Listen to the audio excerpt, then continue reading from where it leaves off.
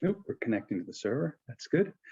So hello, everyone. I'm Bruce Goldstein. I'm associate professor, like Adil, at the University of Colorado Boulder, and also the chief steward of the Transformations community, which is an international community of action researchers and reflective practitioners. We've had 5 conferences over the last 10 years or so, and they're usually a lot of fun, very unconference in format, very interactive, and we're planning to have our next one in Sydney next year. So inviting you all to come in person. If we'll also make it a hybrid event, of course. And we're really excited to have this panel. This is one of our 3 panels at the SRI conference. Our first one just ended. It was on decolonizing knowledge practice. It was fascinating. Representatives from 3 different continents. And our last one tomorrow is going to be a close look at the Pathways Network, which was an exciting transformations organization and initiative that held together transformations T-Labs all around the world. And this panel is on design, specifically on how we can design for transition. So as the introduction said, I'll just paraphrase it rapidly. We have transition underway. And we want to make a difference, but the kinds of difference we might make is up in the air. Is it going to be rethinking mobility, or is it just going to be adopting electric cars? And if we don't change our fundamental paradigms and policies, we'll probably just get more of the same in a slightly different technological package. So how can we seek radical change, transformative change? And so if we're going to do that, we need a design practice. And so a group of researchers have been focusing on design and co-creation, participatory methods for transition and transformations management and design. And over the past year, under the leadership of Dirk and Femke, who are in the panel as well, they've organized a series of dialogues that have brought people together to share ideas on the development of the field, as well as cutting edge ideas in the field. And so today, this is an extension of that dialogue. We're going to discuss what we've learned together over the last year or so about how the design community can respond to this increasing demand that we see for insight and support for transitions and transformations. So we want to consider the synergies and tensions between our overlapping design fields and practices, and then think about all the various specific techniques and processes that designers can provide to enhance the possibilities of transformation and transition. So our panelists are going to introduce themselves with about a 5-minute introduction, and then we'll jump to questions. At that point, we're going to keep it a panelist discussion. So if you have questions or comments, please put them in chat. And Nick Graham, who is the principal weaver of our transformations community, is going to gather those together, and we'll have a chance to voice those at the end of the session. So why don't we just jump right in? Idil, why don't you begin? Sure. Thank you, Bruce, and hello, everyone. My name is Idil Gazi-Ulusoy. I'm based in Helsinki, Finland, in Aalto University, in the Department of Design and leading Nodus Sustainable Design Research Group. I'm a sustainability scientist and a design researcher, and I have been researching at the intersection of design and innovation, future studies, and sustainability science and transitions for a longish time, since 2006. And I'm particularly interested in both theoretical changes that are necessary in both communities so that, we meet at the intersection as productively as possible and accelerate change. And I am also very interested in work or research that takes place in real life. And my empirical contexts have been urban transformations and also transformative sustainability innovation in business. Is this an enough introduction? I think it is. That's great. Thanks, Adil. Femke, why don't you follow? Yes. Oop, you're echoing. Oh, I know between the two of you, you have to design a process for I think it's good now. Yes. Okay. Hi, everyone. Sorry for that. Dirk and I are in the same room, so we have to figure it out. My name is Femke Koops. A recently graduated industrial design student from the Eindhoven University of Technology, and also still a designer in residence at the Design Impact and Transition platform that is linked to the Erasmus University in Rotterdam. And throughout my master's, my research has mostly focused on trying to figure out the role of design within complex societal challenges. So obviously we are moving towards these more complex challenges, or they were already there, and now we're trying to figure out how to deal with them as designers. And I've tried to research what role we as designers can play. And during the past year, I've also moved more towards transition, and I've worked together with Dirk Loorbach and Caroline and all the others actually that are present here, trying to figure out how these two disciplines can try to support each other to empower radical change. So I think that's it for me. Fantastic. Thanks, Femke. Derek, why don't you jump in? You have to do your mic thing. Yeah, it's crazy. Okay, here I am. A good day wherever you are. Happy to be here. Dirk Loorbach. I'm a professor of socioeconomic transitions, and as Femke said, we've been engaged in conversations between design and transition. My background is primarily on the governance side of things, trying to think about how the kind of change that we know is necessary and needed, and the scientists argue for decades already, is not happening. And that's not only a design challenge, it's obviously also a political thing.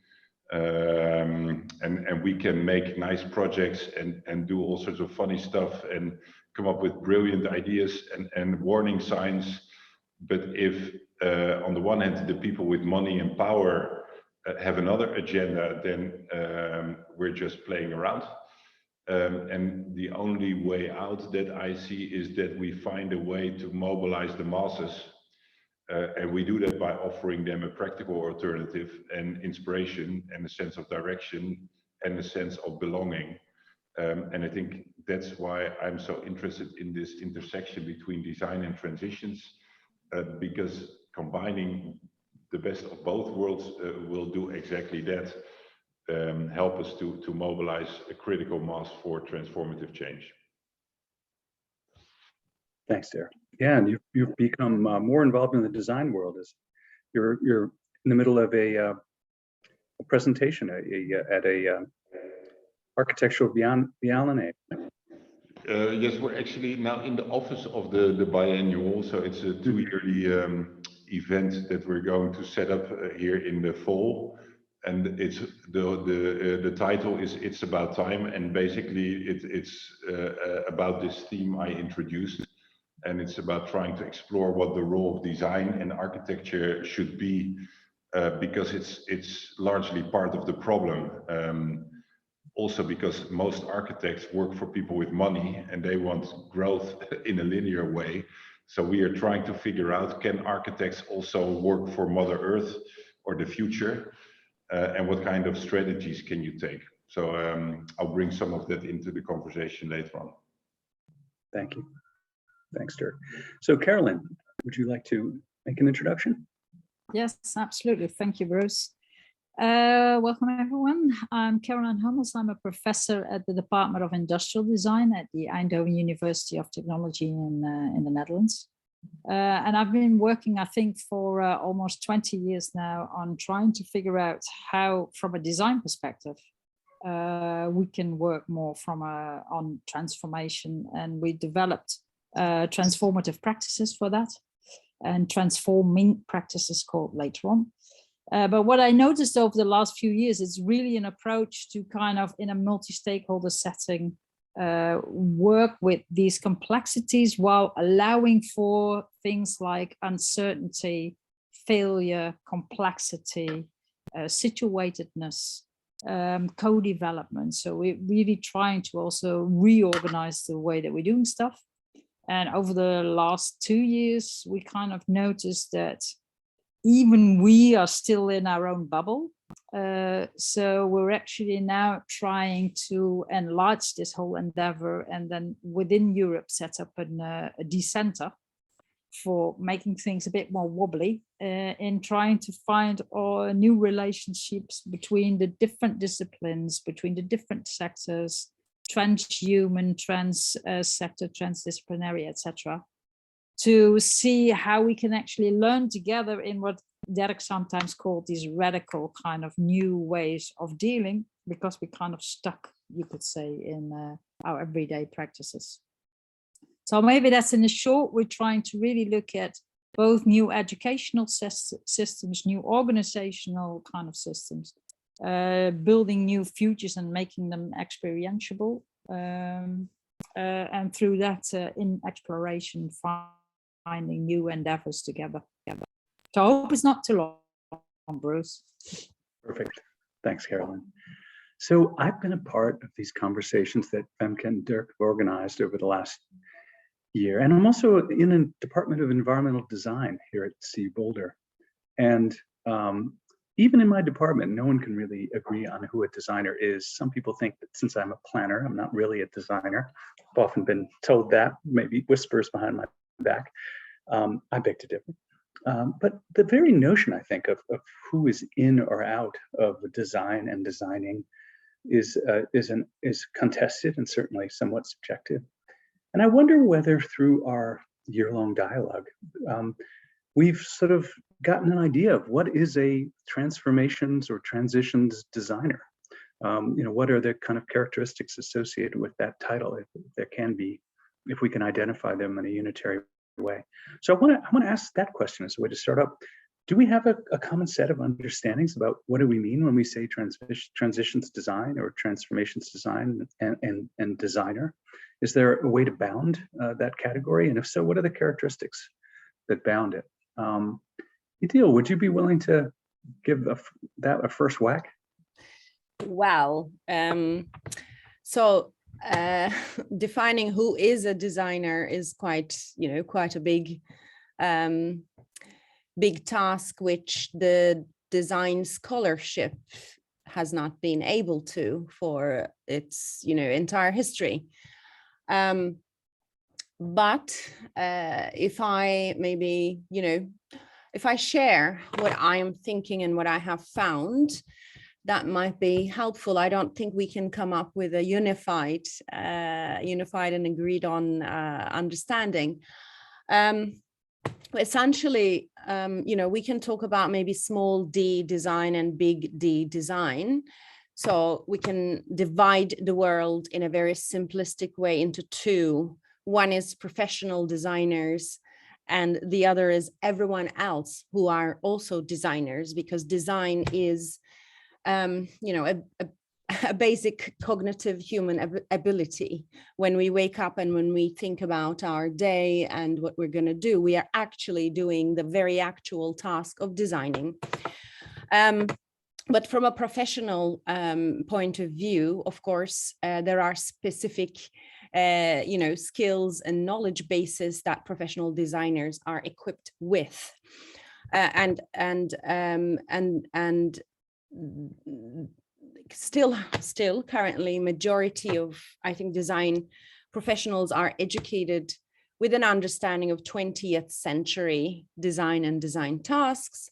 And then there are many schools also trying to figure out, okay, what is design profession in the 21st century? So we are also going through a phase of trying to figure out, what professional designer means in the context of 21st century, which is underlined by flux, uncertainty, ongoing transformations, etc. Ezio Manzini has come up with this kind of categorization of expert designer and diffuse designer to separate these two kind of categories. I'm partially agreeing with that categorization. But I have found in my research that there's actually a spectrum. It's not as easy to kind of pin out professional design from diffuse design, because particularly in the context of, for example, urban transformations, but also in the context of innovation, design and innovation business, you're working with professional designers in the context of transformations, and they're sometimes professional designer, sometimes they're layman. So, you know, it's not really easy. But essentially, when we think about designing for transitions, anyone and everyone can be one, but from a research expertise professional point of view, in Aalto University and in my department, we have transition scholars specifically working with and in design. And what we are finding is transition designers or transformation designers are doing a lot of, for example, intermediary design that's not necessarily considered as design in a conventional sense. So also, you know, what is design in a transition transformation context and what is not is up for grabs. But we find that both having knowledge of design and designing, and also area knowledge of transition context is quite important for successful outputs from, you know, engagement or for at the intersection, if we're talking about the intersection of design and transitions. Thanks. Yeah, I want to open it up to the rest of the panel. And Femke, I know you've recently completed a thesis on more or less this topic, so you might have some insights on how to found this category. Yeah, thanks, Bruce. Thanks, Idil, for explaining that. I think it's very interesting because I think what we've tried to discuss also after my thesis is actually how can we define what a transition designer is? What are actually these capacities or skills that a transition designer would need? And I think throughout my thesis and throughout all the conversations that we actually hosted, I think maybe we are able to pinpoint some like more specific type of knowledge or skills. So I think being able to work in like a transdisciplinary manner becomes very important, because we as designers will not be the one who are going to solve all these complex societal challenges. We are going to have to do that with a lot of other disciplines as well. So working transdisciplinary is a very important skill, I think, that we should also teach more thoroughly at university. I think being able to work on a systems level, so control a type of systems thinking, also becomes very important. Or, I mean, it was already important, but now these challenges seem to also have gained attention from the designers. So I think systems thinking and complexity theories become more important for us as designers as well. And I feel that that is kind of underdeveloped in our education at the moment. Maybe not everywhere, but we should probably pay more attention to that. And then I think it is very, you know, there are so many different approaches actually that have been developed over the past 5 to 10 years that aim at addressing these complex societal challenges. I think it's interesting to take these different theories and approaches into account, but also maybe we shouldn't try to like pinpoint on one approach, because I don't think there will be like one approach that can probably solve all the challenges. So we have to find ways to work together between the different approaches and kind of figure out, you know, what kind of challenge needs what kind of approach and what role can design play in that, be it on a more process level or more like facilitation level, or maybe, you know, we will actually make more prototypes as part of our research processes. Oh, Bruce, you're muted. Oops, sorry. I was saying I had a great conceptual framework now, and I want to populate it with a few rich examples. And I wonder, Carolyn, Dirk, can you provide us with any examples of tangible examples in which designers contributed to sustainability transformations?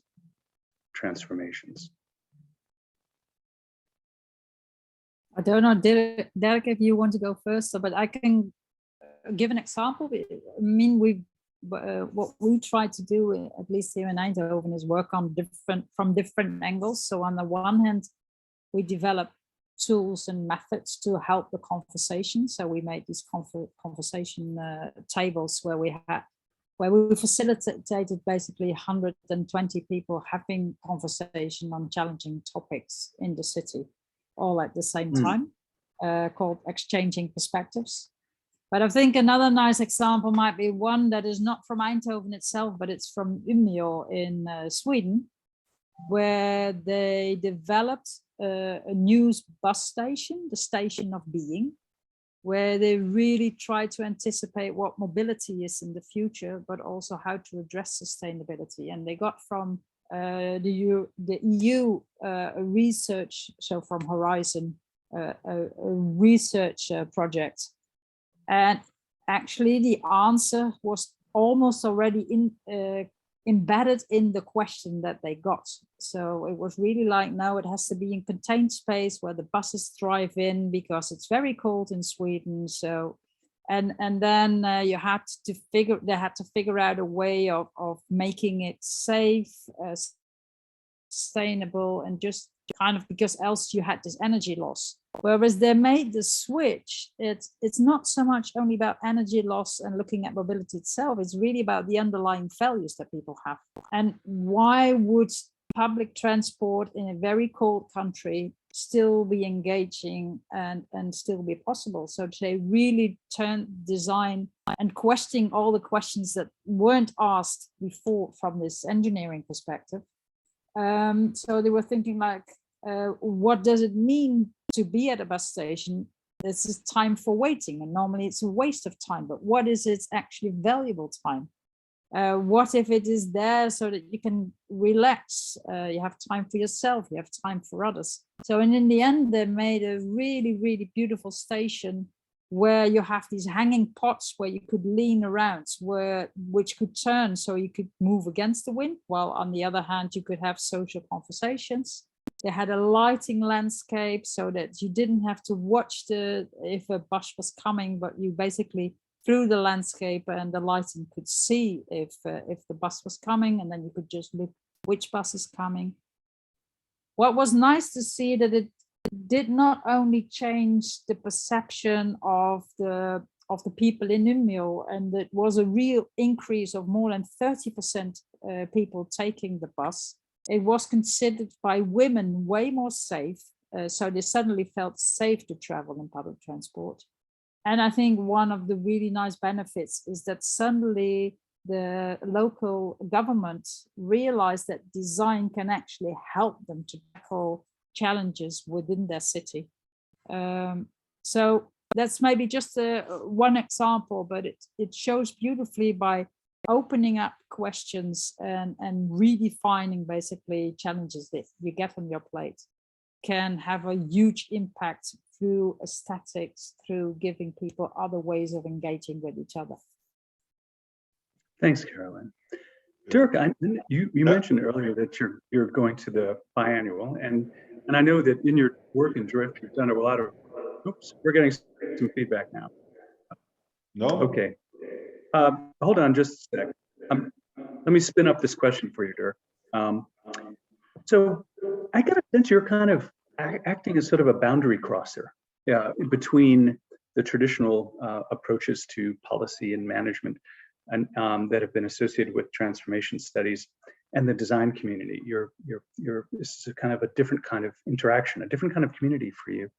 So I wonder, in this experience, if I'm reading it correctly, how can you? What do you think are the obstacles to effective interaction between scientists and policymakers and others, the kinds of folks who are probably mostly populating this meeting, and the design community? And how can we overcome some of those barriers? I think that's the question. To take the example Caroline gave, it's great, but you only have a bus stop that makes people feel safe, and you need to maintain it. I'm wondering what it looks like now, and if the numbers are still up. Probably they also expanded the highway at the same time, and more people bought an electric Volvo. So, it's probably by the numbers are still up, but okay, but they might be, but not to go into this example, I don't know, but I also see in the biannual, we have a call for papers, and I see tons of fantastic projects, design projects. And I also know a lot of these great transition projects. They're similar and they change people, they move people, they make a nice object, intervention, experience, whatever. The challenge is it only engages the public or policymakers or big companies when it suits them, when it's okay for them or whether they have something to benefit. And this is the reason why a lot of the design is basically serving the money or the existing system.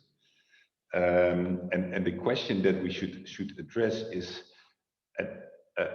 how can this idea that everybody is a designer that Ideal started with, how can we bring that back to the institutional level? Because even the people with money, some of them are starting to become worried that we are like destroying the globe and all life on it.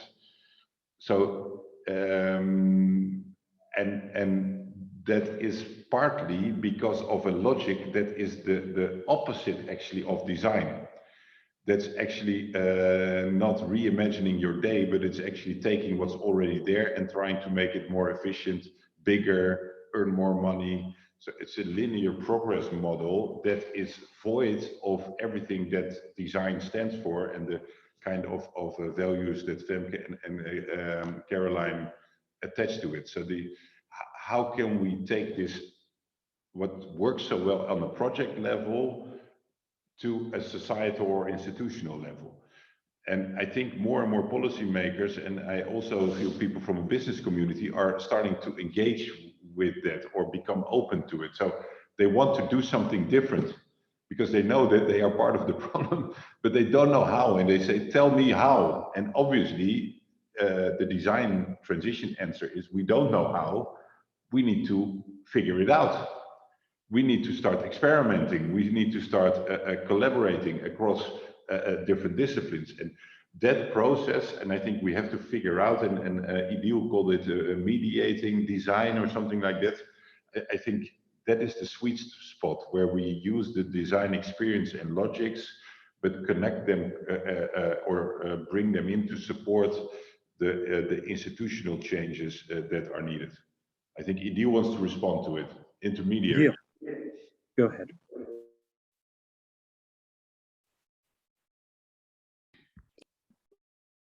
Oh, you're muted again. Yeah, thank you, Dirk and Caroline, for your inputs into this.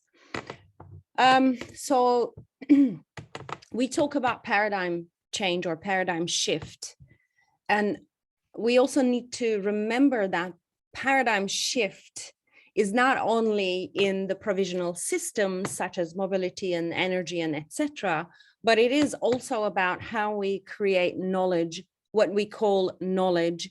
And what I am experiencing at the moment at this intersection is, on one hand, a very kind of genuine desire to move towards one another and kind of collaborate, etc. There's great promise. But on the other hand, I also see a resistance to open up epistemological positions and also, disciplinary identities. So there's this always falling back onto design as an instrumental thing.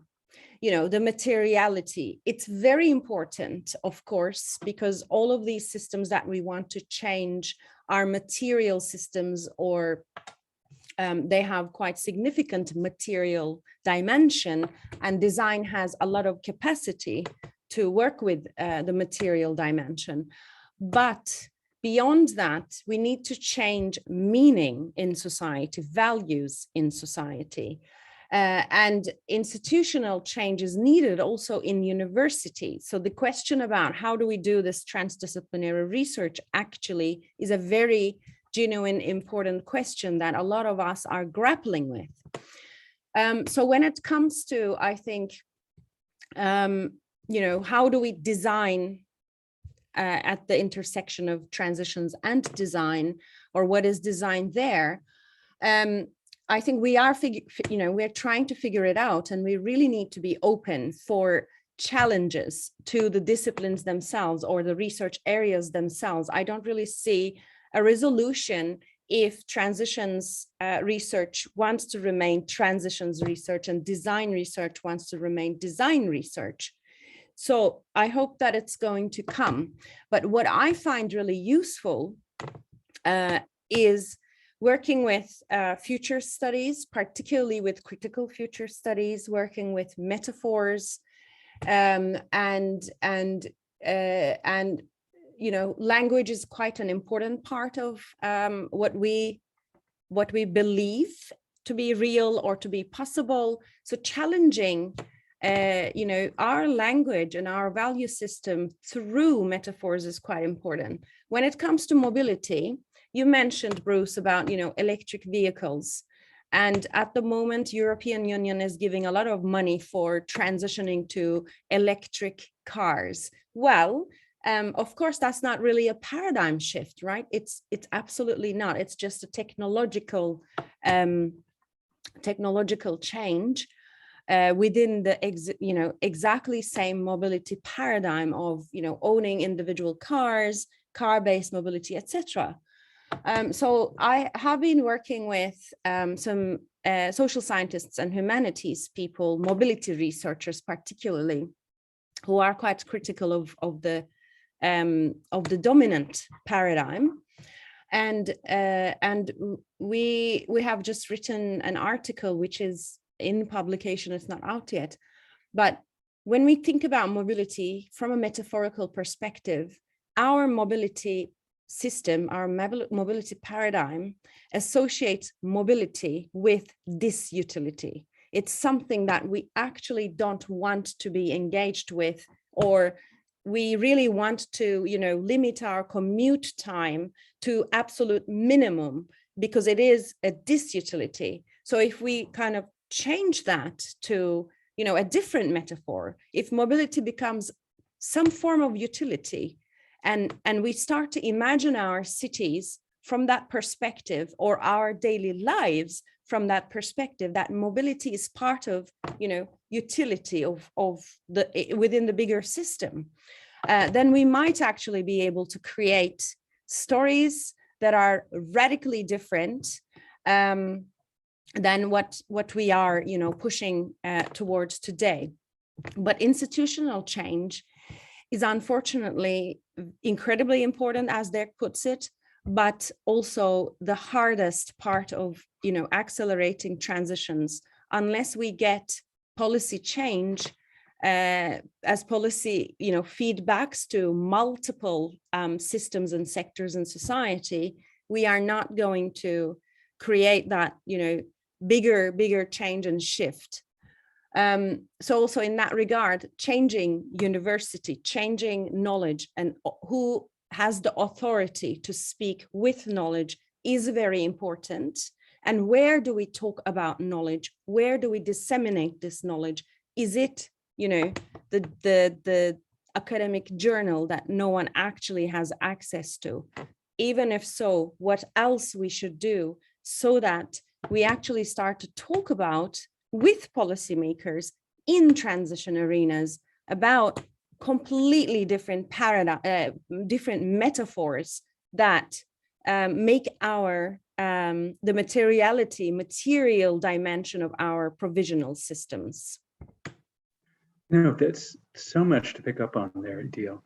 And I think if I had to choose one thread, it would be almost a continuity with the conversation that we had right before this session on decolonizing knowledge practice, that there might be a kind of a colonial perspective among transformations and transitions researchers around their epistemologies and their practices that might contain a lot of unexamined assumptions, because that's the way you do knowledge, and that's actually a barrier to drawing designers into this conversation and actually being partners and collaborators and co-producing the knowledge, as transitions and transformations researchers love to say. but maybe their very nature of their knowledge practice is a barrier to that because of its reliance on certain kinds of modes of understanding and knowing. I mean, does that resonate with other members of the panel? Carolyn, Dirk, or is that just maybe not as much of a barrier as it might otherwise be? I think it works both ways to some extent. I mean, that's the eternal struggle of being a community, and I think on both sides I see hardcore. Very inward looking. We want to protect the discipline because we're no discipline. We're going to even pretend harder that we're disciplined. That's both transition and design research. But I generally see the people that are sincerely interested in the intersections. At the same time, we all bring our personal histories, our academic biographies, our sort of our own personal regimes or lock in, so that makes it a challenge to start to understand each other and to figure out whether there's something new in between or that you're just doing more or less the same thing with different words and tools. And I think the interesting thing of the online conversations we're having is that we start to see it's a bit of both, actually. So there's a lot of transition thinkers in the design community, and there's a lot of design type practitioners in the transition, but there's also within the different fields are distinct differences, also partly because of their origins, that could be interpreted as strengths. For me, the transitions is much more rooted in complex systems, in sort of a normative sustainability agenda, in a very critical sort of political engagement with the existing regime. So it's framing the problem as a transformation strategy, whereas in the design community there is much more legacy of creativity, of creating sort of experiences, interventions, artifacts, pictures, images, something that helps people to step out of the normal, so it's in a way more future oriented than transitions to some extent, but obviously they also overlap. But I think we didn't play out fully those complementarities and figure out yet what's new. But for me, like Idil was saying, I think transitions research, it's not a thing. It's just an umbrella term for a lot of different people like design, and we can endlessly discuss disciplines and boundaries. I'm much more interested in what is sort of a way of thinking and a way of doing that could help contribute to real life changes at a scale and a speed that we need. Yeah, I think this is a perfect intro to a question that relates to a core interest of the transformations community right now, which is how do we create, design, support, facilitate transformations organizations, initiatives that can hold space for transformations work, transformations design work, prototyping of various kinds, innovation work that has the potential to scale to impact. And so we talk about networks, we talk about T-Labs, all communities of practice, other kinds of forms of kind of holding space so that transitions work can be more effective. And perhaps also so it can be a kind of trading zone, as Galison said, about the importance of places where people of fundamentally different social worlds or paradigms can trade ideas, and they may change in the transference, but the transference is nonetheless very valuable. So I want to ask you all questions about that, because Dirk and Femke, it seemed like what you did over the last year was kind of hold space for that kind of possibility. So what kinds of organizational structures can best support the kinds of connections and relationships we want to see between scientists, policymakers, other people in the transformations fields, and designers? What kind of organizational forms do we have experience that work? Perhaps I'll toss that over to Carolyn as a starter. Yeah, thanks, Bruce. For me, there are several things that are important.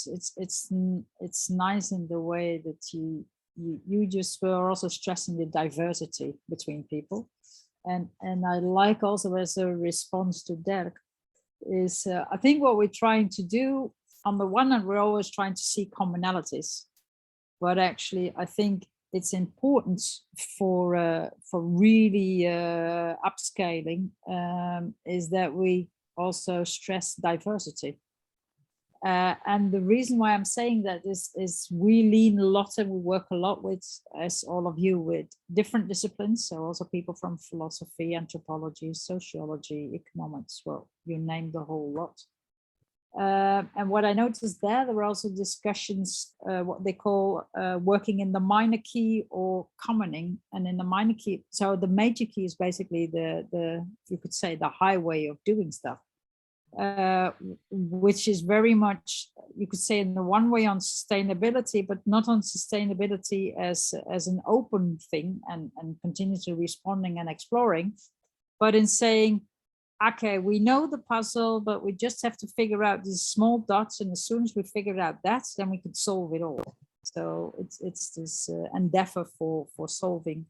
Whereas I think I'm really intrigued in supporting endeavors in governments, and that's what we're also trying to do, is where there is space and room for exploration, where there's space and room for debate. And also experimentation together, space and room for failure. And what we noticed, at least in the projects that we have been involved in, and Dirk, you have of course been involved in many more, is the experiments as such are often not a problem, especially in governmental settings, because then you have this little bubble and they just do their own thing. The challenge is, and that's the challenge for me, between minor key and major key. In the minor key, you can experiment. In the major key, you have ongoing concerns. And that's basically cannibalizing all these small experiments. So it means also in a way, and that's why I liked also having these discussions between the different fields. I think we need a body of people and community that's large enough from different sectors, from different disciplines, etc., so that we can sustain this this commoning and sustain working in the minor key and figuring out ways to break and to also get other people comfortable with rethinking also what innovation is. And I don't know how it is, Bruce, on your end, but I know in the Netherlands at least, you're not supposed to fail. So if you're here, if you're an entrepreneur and you don't succeed, you're basically, that's almost end of that career. In school, you can't fail. I mean, you have to get your grades right. So there is this whole taboo on experimenting and failing in a way. So in a sense, what I'm trying to get a plea for, it's not only about working now as adults together, but starting young. Yeah, and stay fail, places for experimentation and support. I hear you. Femke, you know, I know you both have experience in holding space for this dialogue, as well as in your thesis, looking at so many different kinds of transition design approaches. Do you have some insight from that experience about what's in a cross-cutting way? What are some of the attributes associated with transition design processes that are successful in holding together this interdisciplinary, multi-paradigmatic group of people who need to collaborate to get the work done? That's a really good question. Thanks, Bruce. Yeah, so I think, well, I didn't only look at transition design approaches, but at kind of lots of many different design approaches. And I feel that actually what I saw is that more designers are moving towards transitions, and they are using transition research as kind of a source for their work. And I think that's also what we very much try to do in the dialogues, is we kind of try to create this safe space where people could actually talk about, you know, what it would mean to work together without necessarily having to do it straight away. And I felt that that actually made people more enthusiastic, because I think in reality, Lots of people do want to move towards these more transition-like processes, but it's just very difficult for them to find the time or the space to do it. And by organizing these sessions and just having like 1.5 hours blocked in their agendas where they could just kind of, use that to think about and brainstorm what it would mean, I feel like we did actually really plant some seeds in people's heads to start thinking about working in different ways. And we really tried to do that by creating this kind of low threshold. So there was no project, there was nothing basically. We just did some speed dating. We made sure people would meet each other. And then by doing that, we actually hoped that they would get inspired. And I think towards the end, we actually saw that started to happen and people were like starting to talk to each other, having contact outside of the dialogues as well. And I do feel that now we are moving, we are definitely not there yet, but we are moving maybe towards more trying to figure out what it would mean to move beyond our disciplinary boundaries instead of just adding the one to the other and just using the elements. Because I feel that's something maybe that often happens, that designers are seen as like the facilitators or the people that make things beautiful, that can make prototypes, whereas the transition researchers then are more the researchers. Whereas I feel that designers can actually contribute a lot on a process level, researching, framing as well, while still keeping one of our core values as also being the ones that actually make things experienceable and visible. Because I do think that when we think about imagining these radical futures that we have to move towards, design can actually play a very big and important role in making these futures experiential. Because I think sometimes that's what misses in transition, that we talk about these futures and we make stories about them, but we can't really experience them. And I feel that maybe would help different actors, different people from all different levels to actually, be able to look at something or experience something at the same time. I think that could actually make a really big difference in moving towards these more sustainable futures. Great, thanks, Femke. Idil, Dirk, I wonder whether you have any insights on this particular topic, looking at sort of organizational structures that can support interdisciplinary conversation, interdisciplinary collaboration. You're asking me, right? I had to unmute, but listening to Femke here made me also realize that the specific thing about transitions, it has a particular understanding of change as a particular sort of concept for understanding the patterns and mechanisms that are driving systemic change. And this concept is deeply rooted in the theory of social learning. So how you understand, it's basically also the model that describes personal transformation. And I think that sort of transformative idea and the social learning aspect to it is something that I miss in design. On the other hand, that when we apply it as transition practitioners, we are very clumsy in the design part of it. So that's where I think we meet. But indeed, the interesting thing about the institutional structure is that what we feel is that our society is largely structured or institutionalized historically based on this industrial revolution kind of mindset of linearity, of optimization, of innovation, often technological innovation, of extractive economics that are mainly geared towards generating money. So our governments are organized like that, with departments, with sectors, with hierarchies, with a very policy-centric way of thinking. Our businesses are structured like that, but also our universities are structured like that, with faculties, with schools around disciplines, creating academic knowledge, and especially in the social sciences, the idea is that you need to be neutral and objective to be a good scientist. I think if you take the transition and design starting point, there is no neutral position. there is no objectivity. You're always in relationship to what you are doing. So you're part of the exchange. So you need to be very aware of your own personal role and your tools. You need to be reflexive. What am I doing? What's my background? But you also need to be transdisciplinary in the sense that you need to interact with different communities. You try to bring in different types of knowledge and then creatively gel them into something new that is relevant. So if you then translate that to institutional structures, to make it very concretely, this experiment I'm involved in our university, it's trying to establish a platform that acts as a magnet for the individuals within the different schools that are more on the fringe or more sort of oriented towards the outside world.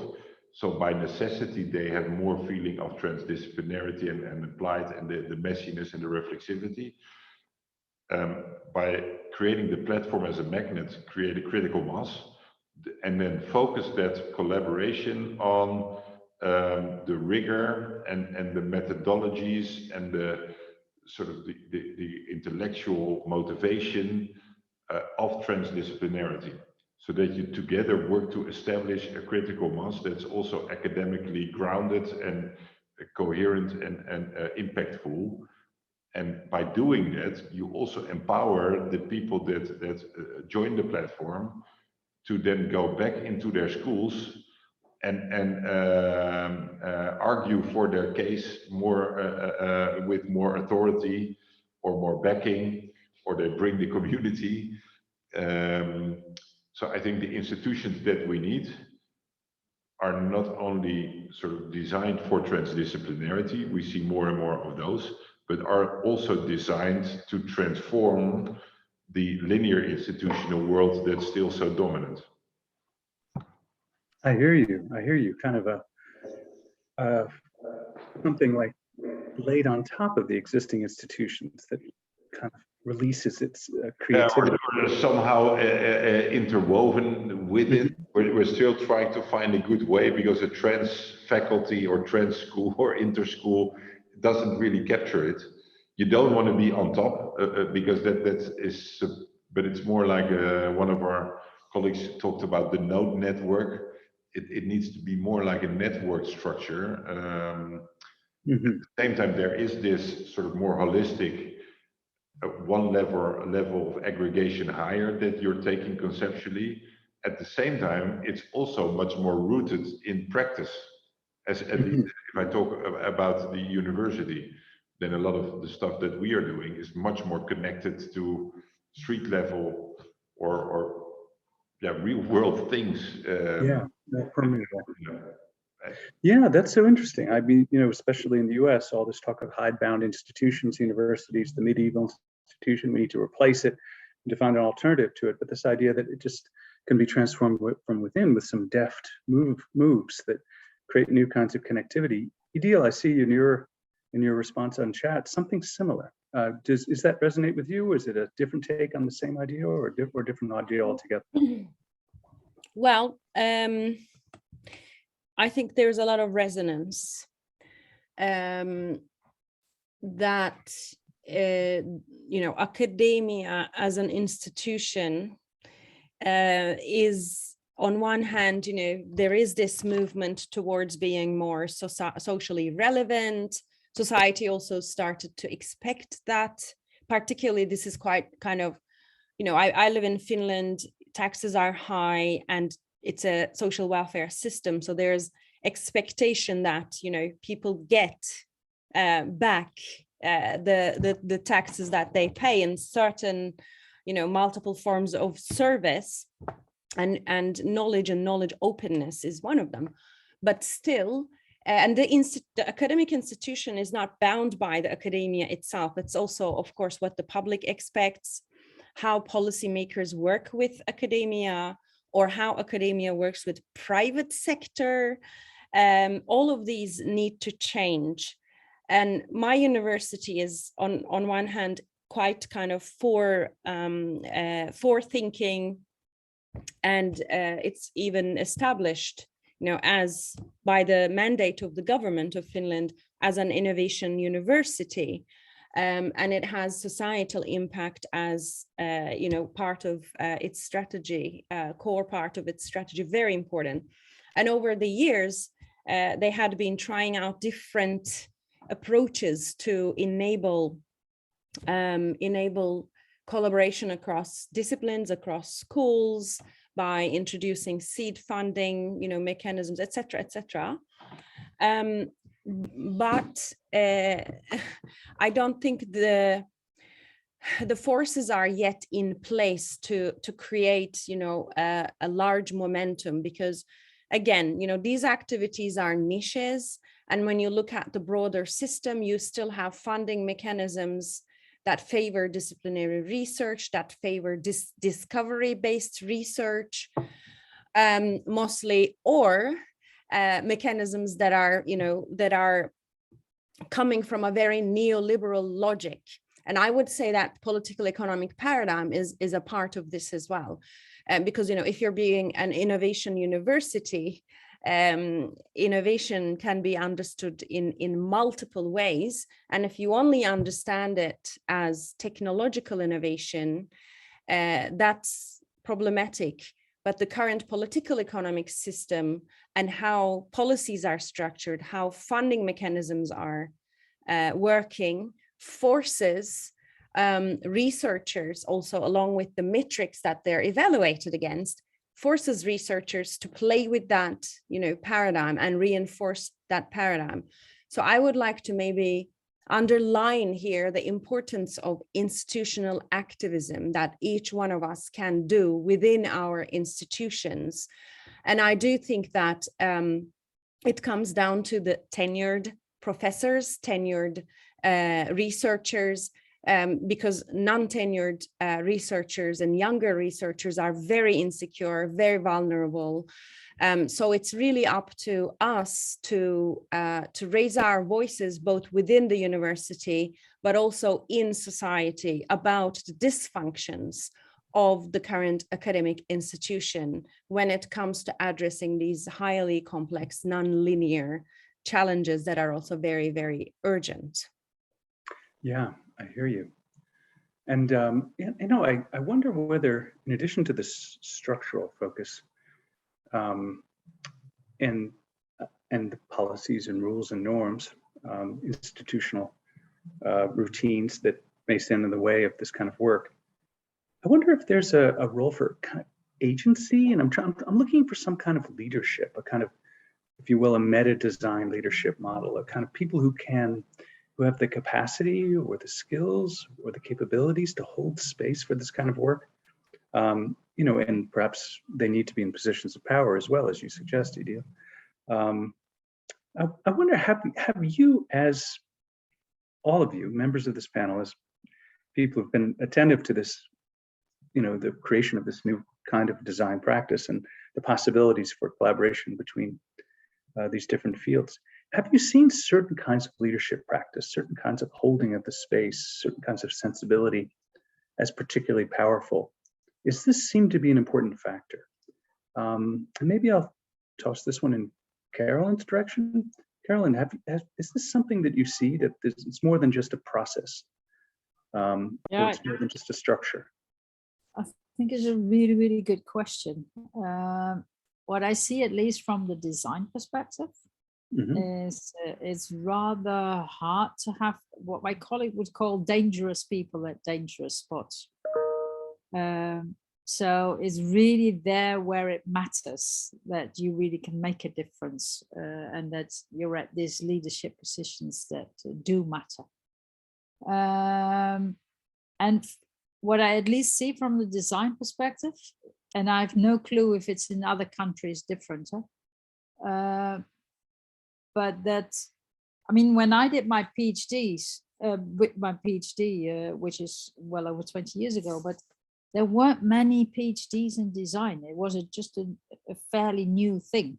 So it's also, we're inventing basically the discipline and we're developing it. But it also means that a lot of designers weren't that comfortable in taking those leadership positions, but that's actually slowly but certainly changing. but it also means that they need a different way of working and a different language, etc. What I find really, really hopeful and nice, and you see it, for instance, with Femke and the ambition of the young. I have several of my students that went into politics and that really said, look, we can't leave it up to the current generation. We really have to kind of step into the leadership positions. And I also have a lot of alumni that really are moving up into bigger companies that are going to governmental organizations and really trying to make the change from within on these, what we would say, these dangerous positions. So I see a strong move over the last couple of years that is really ramping up in this direction. Not sure if it's the same in the States or in Finland, or but at least here I see now some serious shifts going on. Yeah. I wonder if Femke, is this something you saw in your research, that there were sort of qualities of facilitation or qualities of space holding that seemed to be really important, irrespective of the specific model that a design process was utilizing? I'm not sure. I don't think my research necessarily touched upon that. I think designers in general are good facilitators and they are good at creating spaces, but I also feel that we are often pushed into that role within the processes because we tend to be good facilitators. But I don't think my research particularly touched upon that topic, so maybe I can pass it on to someone that has more knowledge about this. Yeah, would either of our other panelists like to weigh in on this? Is there something maybe you've seen in practice, some magical qualities? Idil? Well, yeah, Dirk just put architects, also designers, are not so good in facilitation. I was just about to say that I disagree that designers are good facilitators. From my point of view, and I am a professionally trained group facilitator, design community has co-opted a professional field without necessarily really getting into the deep dimensions of what it means to facilitate people, what it means to hold space for them. I find design facilitation more often than not, and of course there are amazing design facilitators, but not because they're designers, but because they're good facilitators. It happens to be so. I just don't really like this, post-it design facilitation, this obsession with designing a process down to the detail and not really allowing for emergence in those processes. That's what I am experiencing whenever I enter into a situation of design facilitated process, whereas facilitation is much more about standing in the background and really being able to mix the chocolate and keep the temperature, just at the right level so that the chocolate never boils or never freezes, but it continuously, melts and melds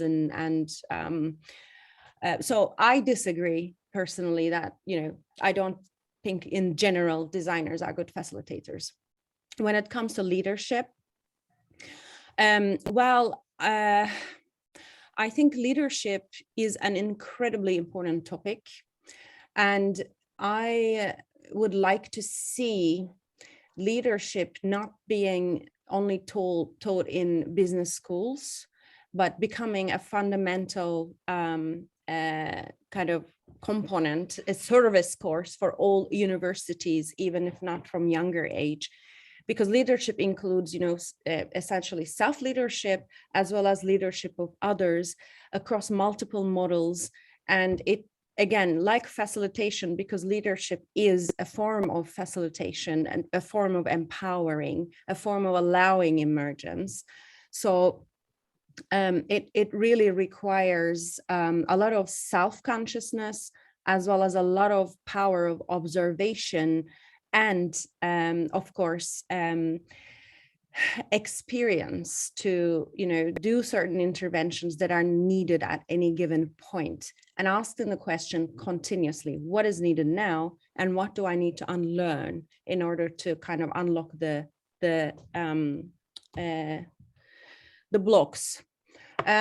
One thing that we are trying to do in our education at bachelor level, starting with bachelor level, is to give a certain amount of ownership and authority to the students by way of, for example, at the end of the year of this bachelor program that we have been running for 3 years, we sit with the students at the end of the year and ask them which societal problem you would like to work next year. So there's this kind of, conversation. And then the following year, all of the courses are essentially geared to deal with one or complete, aspect of this complex social problem. And that course can be a studio course where students design something, or that can be, a theory course where they learn about theory, but with references to that societal problem. I think it's really important to remember that, again, leaders who are in high leadership positions at the moment have learned about leadership in a paradigm that is not necessarily suitable for, non-linear ways of working, non-linear ways that the world works, essentially. So that's, I think, I don't necessarily see an amazing example anywhere at the top management, but any leadership that allows for emergence and is able to manage that emergence, in my opinion, is good leadership in the face of complexity, essentially. Yeah. Dirk, I want to pass this to you with an encouragement to, I know you thought quite a bit and studied quite a bit and provided folks with plenty of examples and conceptual frameworks around the idea of how do you scale innovations to impact and how do you support multiple kinds of innovation, and your work on translocal communities, of course, comes to mind. I wonder if this is kind of, this conversation is suggesting that our investment isn't necessarily in changing design, but creating a sort of a new breed or a population of people who can facilitate certain kinds of design practice that otherwise is uncommon because it tends to be very site-specific, very problem-oriented, and hold space in this, using this kind of leadership model, that stirring the chocolate metaphor that Idil just provided. Is there some kind of new an identity there that perhaps would make more of an impact as a kind of leverage point in the system, so to speak, than simply trying to change design practice? Yeah, it's a fascinating conversation. And what Idil said, allowing for emergence. I think transformative leadership is allowing for the right kind of emergence, and the right kind is obviously a normative and political act. And I added modesty to the list of qualifications Idil had, because I really see that allowing for emergence as something indirect. So the transformative leadership is not standing before the troops or leading in a linear way, but it's actually orchestrating or creating the conditions under which the socially desired outcomes can prevail. And so what we call transition management is largely based on that idea that what is unsustainable and unjust will be societally challenged one way or the other, or we just have ecological crises, and so they will create destabilization at a massive scale.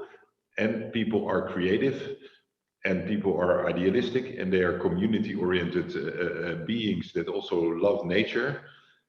So there will always be people that do the right thing, but they are marginalized, and they are maybe operating at a small scale. because they do something within the community or with the resources that they find or in a situation where they experience the problem. And the interesting thing about the design and transition logic, and you refer to this translocal idea, is that all the alternatives that we need are already there on a very small scale. What we need to scale is not to sort of take the best practices and make them sort of generic or applicable to the whole, but try to distill the principles that have made these alternatives possible. So a regenerative food system, or cities designed for people and not for cars, buildings that store carbon and add nature. All these examples are there. Bus stops where people feel safe and want to take the public transport. It's all there, but it will be different in Sweden than in Rotterdam, than in. So everybody needs to invent its own bus stop, but they all need to be with this kind of sophistication or design logic. And I think if we educate people to have this sensitivity for these generic principles and these mechanisms of change and an understanding of how complexity works, develop the capacities through which they are able to mediate these processes, bring together people with different perspectives and understandings, and have them sort of experience exploration or experimentation. I think then they can do that everywhere, in every sector and wherever they are. So I know Ideal is working on it, in Eindhoven, people working on it, also at our university. And I think this is about the change in the educational system that is also gaining momentum, because we need these kind of people everywhere. Yeah. You know, I really like to know the answer to a question, or at least some suggestions. There's no answer per se, but the transformations community is dedicated to creating capacity among transformations practitioners. So we're looking for, you know, the most effective ways to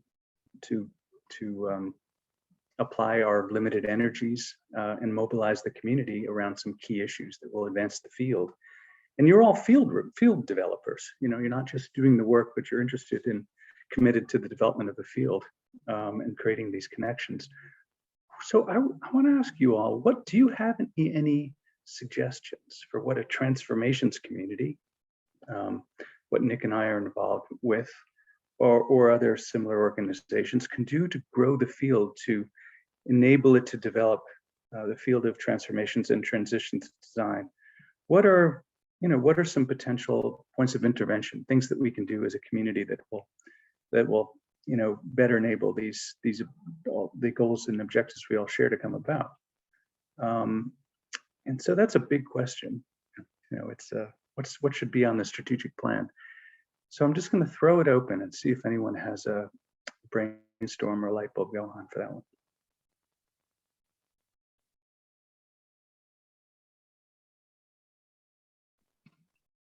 Well, maybe Bruce, I can already start with saying that initiatives like this, I mean, having these conversations and the things that Derek and Femke were doing recently, if we don't talk to each other, then we don't start working with each other. So I think it's really trying to do things together that makes the difference, because just from my own experience, a few years ago, I thought, well, transition research is quite far away, and drift was interesting, but it's also weird because it's different, and building, and of course, Derek, you're a weird guy, yeah, but that's a compliment from a designer. In a good way. In a good way. No, but the whole point is that getting to know each other takes time and takes practice and learning together. So what Derek was saying about social and learning and transformative learning, it's all, we also have to do it for ourselves and for the community, so that we really learn together how we can actually make benefit from each other. And I think it needs enough events and workshops and projects and things to actually work together. And I think one of the very nice way that could smoothen it all is what we saw with Femke, is also exchange. So have other bridge builders like students. Oh shit, was that your hand? Ah, but then I keep my mouth shut and you continue. Oh, yeah, that's just what I wanted to say. I don't know if students are engaged in the transformations community, but I do feel like our students being recently graduated are often kind of undervalued and underused, because I feel like, you know, as students, we are in the educational systems. There are lots of people that are dissatisfied or want to change things in these education systems, and students can actually be used, like Caroline wanted to say, to be positioned within people or between people that are really busy trying to build these bridges, trying to make these connections. And I feel like they often also have other ideas about where we should move towards, which I think can be very enriching within these discussions as well. So I feel very privileged to be able to talk to all these great minds and to learn from them. But I hope in a way that, you know, we can inspire each other through these exchanges and we can learn from each other. So I think, you know, that's what I would like to see more, is more the engagement of students in these platforms, in these communities. Yeah, so I think that would be my suggestion. Great, thanks, Femke. Ideal, how do you feel about that? Yeah, so Mike left a comment here saying conversation between designers and decolonizers might yield some new insights and directions for movement. Thank you for that, Mike. There's actually a decolonized design movement within design scholarship. And it's maybe decolonizing is finding its place in non-positivistic research areas more readily and more easily than you know, other areas. So just a quick response to that. So then now I forgot the question. Can someone remind me, please? Well, that's I think you covered the terrain. It's trying to identify ways we can intervene in the system. You know, do we create a different kind of expertise, support a different kind of expertise, or just create conversation and community? Well, conversation is of course very important, but you know, policymakers have been imagining that they have been having conversations with the public since forever. So the type of conversation is really important.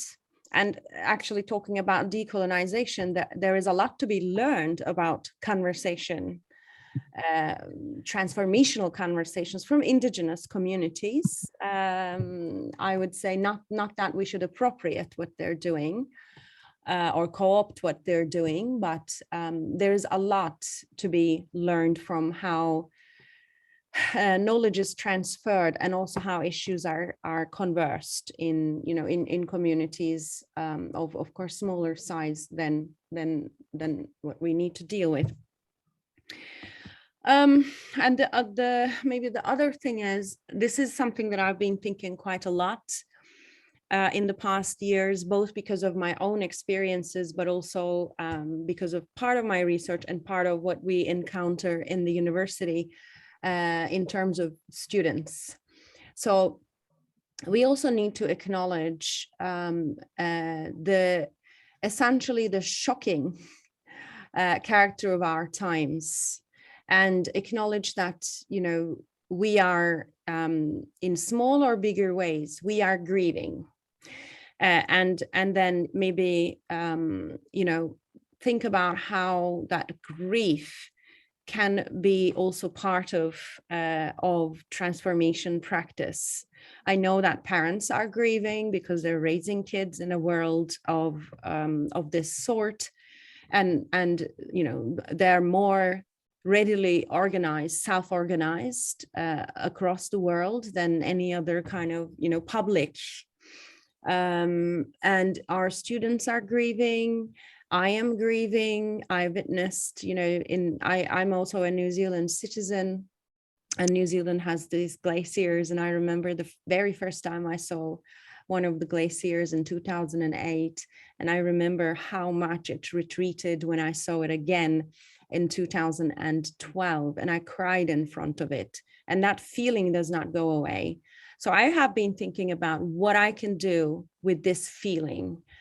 Because we are also, we are losing things, and there are a lot of locked in impacts of sustainability challenges. We are in the process of losing things that are important to us, that might be very important to future generations, etc. Grief is a very strong, very important feeling that that I think also, can be considered and worked with in transformation, in communities aiming for transformations. Yeah, thanks, Idil.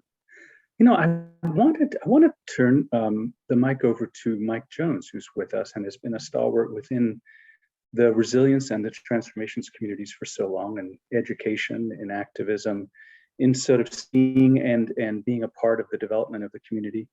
Mike, what do you see here? Is this a new branch? Is this a resonant of some other developments that you've seen over time? How does this attempt to kind of create space for design practice within transformations thinking resonate with you?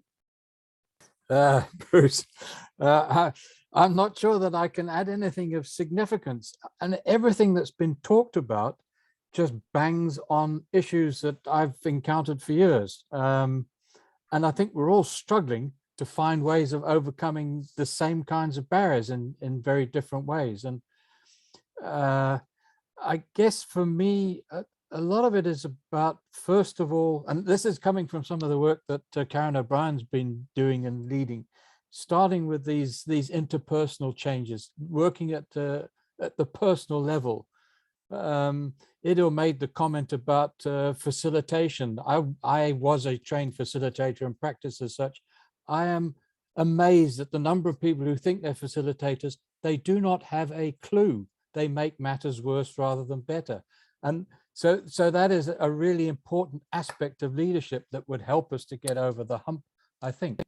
We were just talking about grief.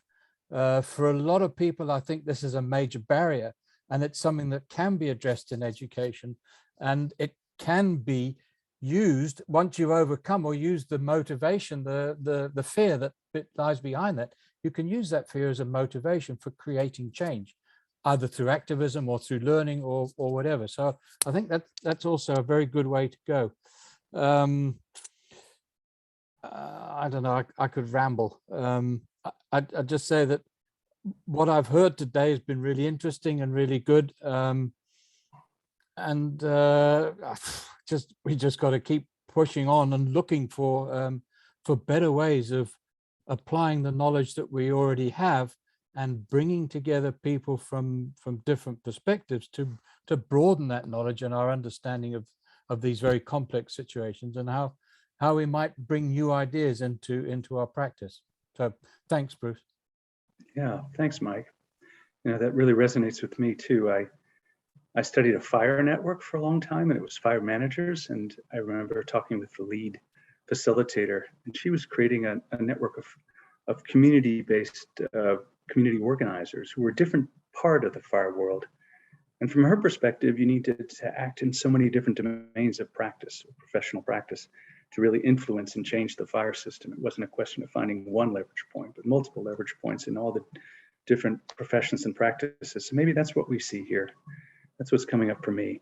So I want to give the panelists a chance for a summation comment or a reaction, or just a sense of where they are right now. So why don't we just go around for our last words. Dirk, you want to begin? Sure. Well, thanks first of all, Bruce, for wonderful moderation of this session and asking very thought-provoking questions. I think it was a wonderful conversation. Like Mike said, it's a struggle that's ongoing. At the same time, there's also progress. So if you're at the front line of this all, it helps to zoom out and look back. That also goes for Ideal.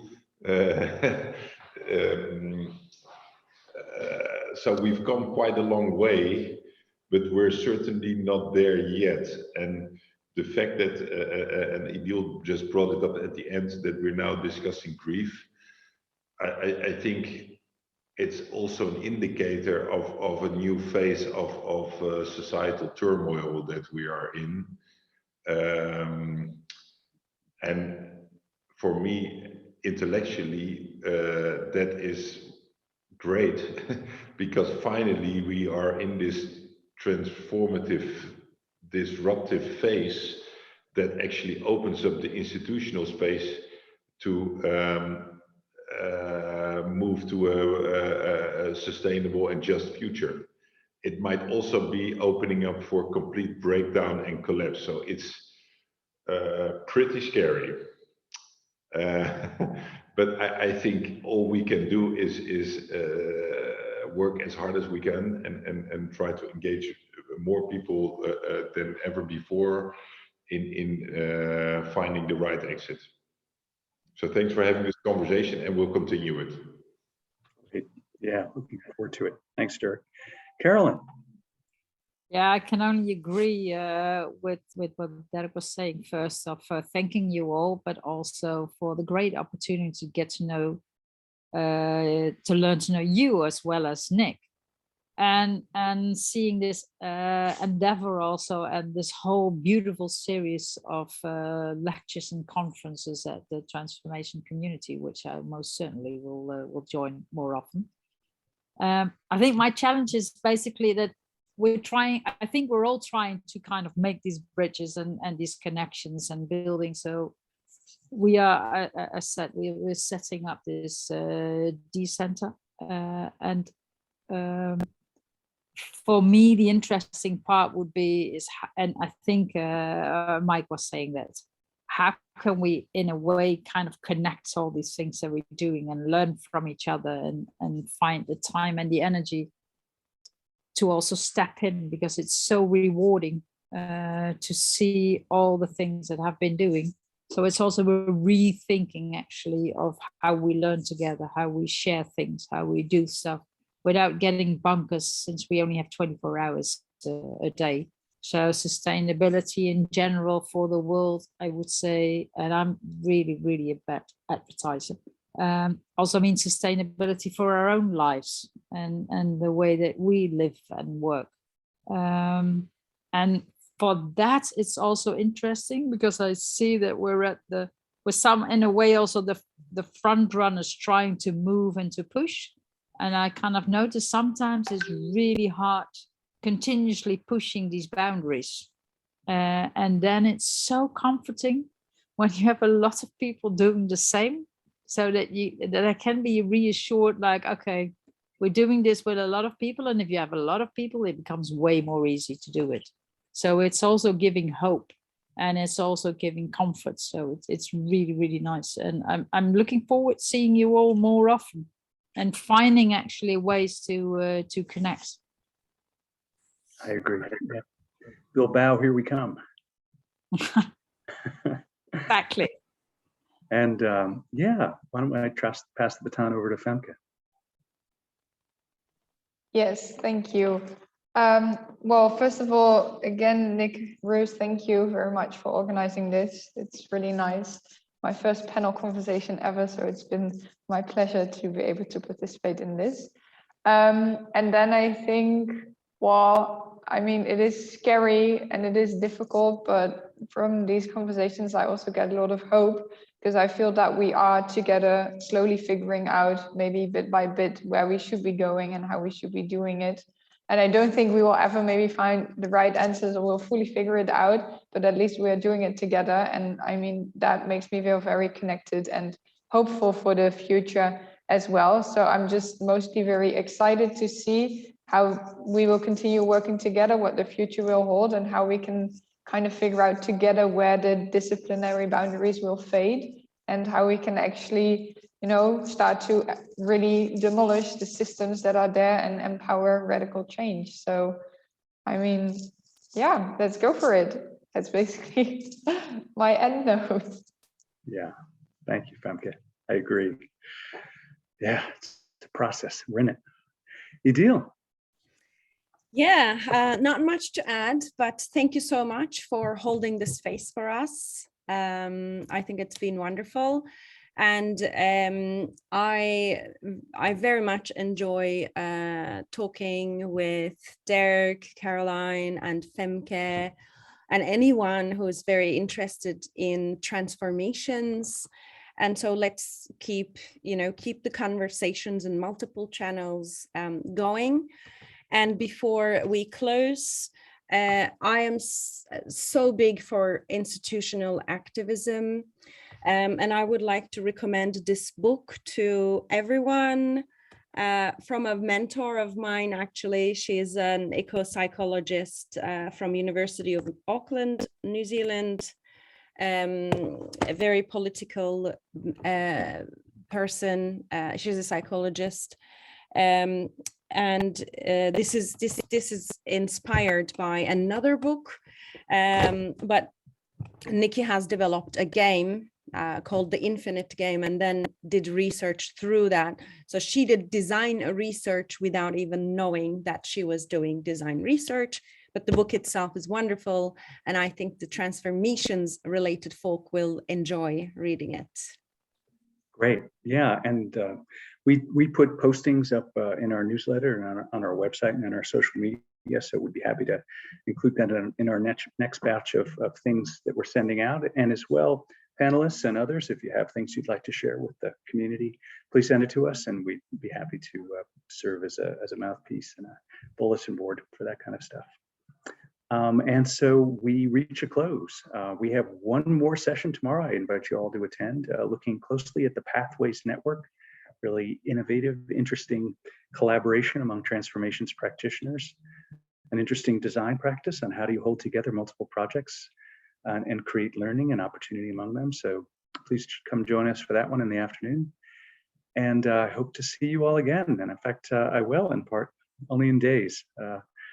The conversation indeed continues. Thanks, everyone. Yeah, thanks, Bruce. And see you tomorrow. Yeah, see you tomorrow. And Nick.